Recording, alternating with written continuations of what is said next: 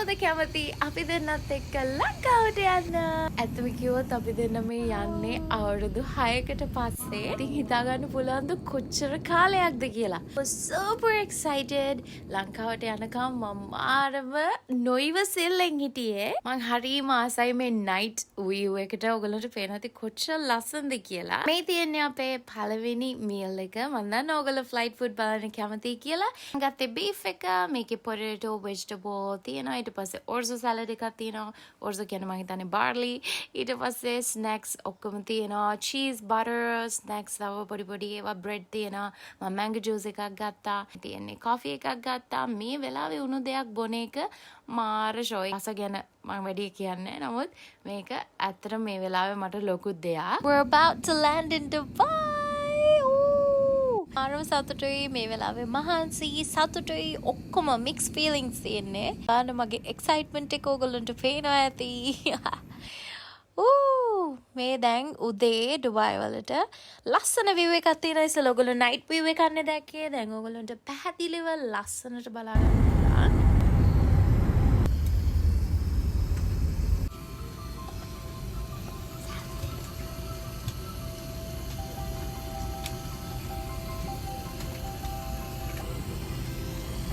Music ඇහෙනකොට ඔයගොල්ලන්ට මොනවද දැනෙන්නේ කියලාත් කියන්න. සාමාන්‍ය වෙනත් කෙනෙක්ගේ වීඩියෝ එකක් උනත් දකිද්දි මම මාර මාසයි. මේ තියෙන්නේ අපි ආව එයාර්ප්ලේන් එක.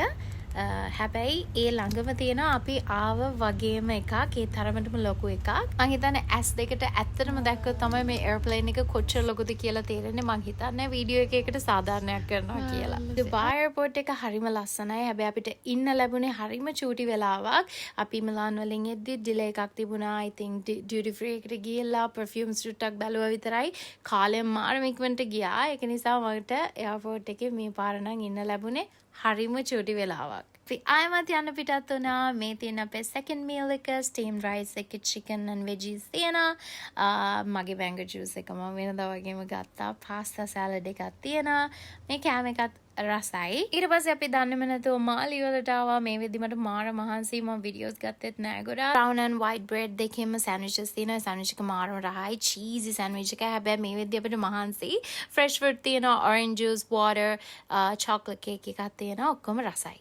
අවසානයේදී අපි ආවේ final destination එකට ශ්‍රී ලංකා. මාරම සතුටක් තියෙන්නේ. මාර මහන්සි මේ වෙලාවේ.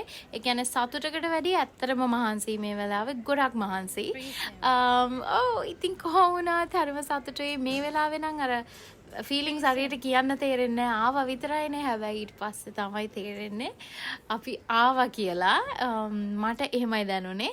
bags ටිකත් ඔක්කොම වෙලාවට ආවා. එහෙදි wrap කරගන්න එකක් බැරි වුණා. ඔයගොල්ලන්ට පේන ඇති. හරි හදිස්සි ආවේ.